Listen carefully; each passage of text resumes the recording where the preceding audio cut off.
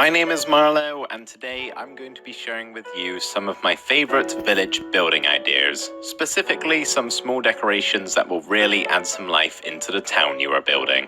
Now, I have made quite a few villages and cities throughout my time of playing this game, so I'm going to be sharing some of my ideas from all of those with all of you. Hopefully, it will be able to inspire and get those creative juices flowing. Most of these, by the way, will be from my village Fisher's Nest. It's definitely my favorite of the bunch, plus it's the most up-to-date with the game. The first idea here is lampposts. These do not have to be complicated at all. Take mine for example, it consists of 4 different blocks. That's it. You don't need to make them super large or even super detailed, it's just a nice little addition to the side of your pathways.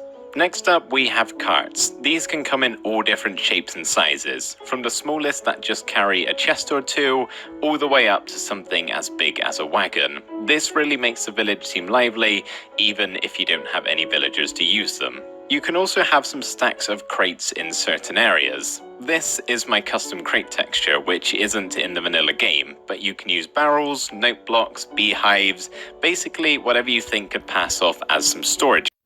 An open space and you're looking for something to place there, how about building a well? This is a tiny well. It's just about as small as I think they can get.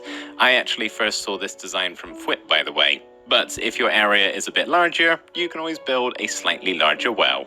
Another water feature you can add is a fountain. This always makes for a great centerpiece.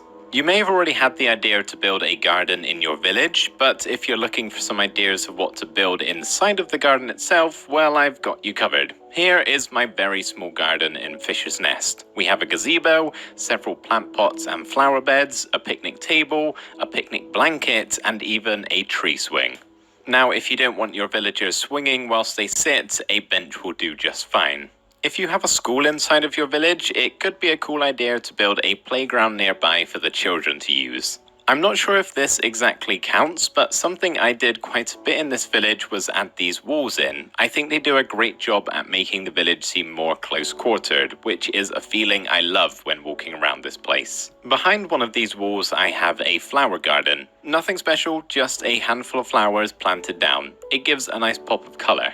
Perhaps you want to upgrade on that idea. If so, I would suggest adding in some beehives. That way you can have some buzzy buddies flying around your village, which will of course add a great deal of life. Anything that moves in this game can be a wonderful building tool. This detail was quite painstaking to build, I must be honest. It's a notice board inspired from The Witcher, hence the signs. The reason why it was so tricky to put together was because I used armor stands as the posts.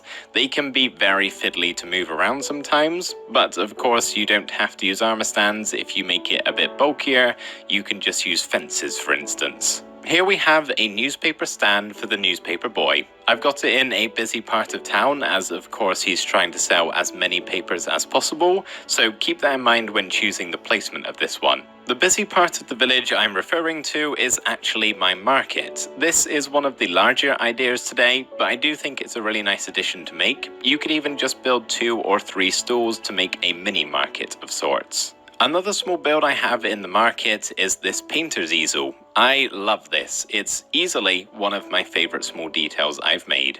This next idea isn't exactly for the village, but more so the surroundings of it. This is my villager campsite, possibly for travelers or maybe even outlaws that were removed from the village. It's a fun little build and you can mess around with the meaning and the lore of it. So that's really it for specific build ideas. The last things I want to suggest are what I feel really transforms a village, and that is 1, pathways, and 2, landscaping. So I'm sure you've had the thought to add pathways into your village or town, but I personally see them as a necessity with this sort of thing.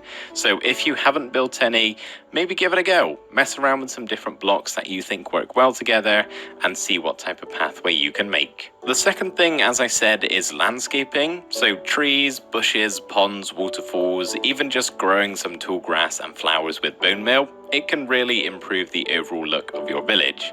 Personally, I find it easiest to add both of these in when I've finished off all of the main buildings in a specific area. That way I know where all of the pathways lead to and I can see what space I have left to fill in with the landscaping. It's what works best for me, so maybe that's what works best for you too. So there we go, everybody. That was some of my favorite village build ideas. I really